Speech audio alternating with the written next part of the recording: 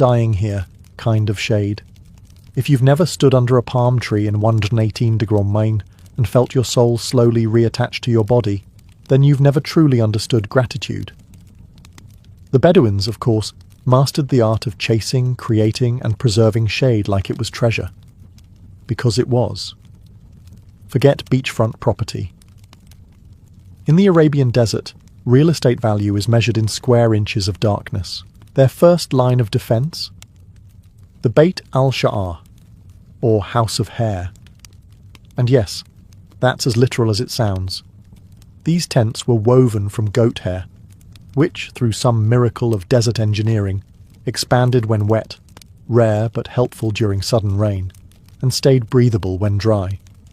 It was climate control before HVAC, and with far fewer complaints to the landlord. The tents were mobile, of course, because you never know when the desert will suddenly decide your neighbourhood is now a hot plate. But they weren't just dragged anywhere. Bedouins positioned them strategically, always keeping in mind the wind direction, the sun's angle, and the location of the one lone tree in a 50-mile radius. And when no goat hair tent was available, improvisation kicked in. Camels made excellent shade providers, big, tall, and relatively immobile when chewing cud.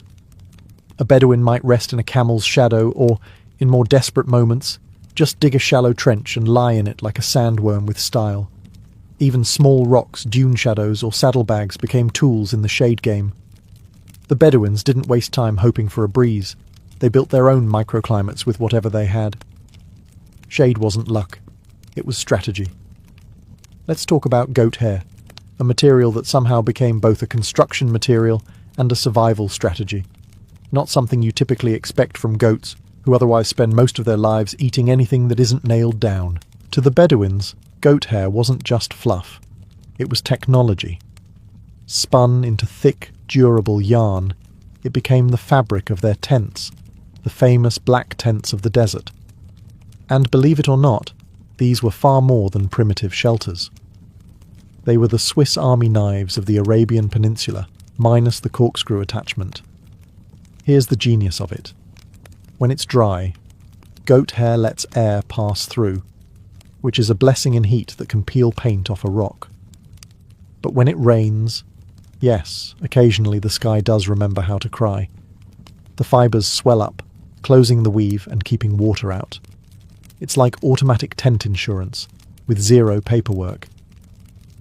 This dual-purpose miracle fabric meant that the tents stayed cool and breezy during the day, and dry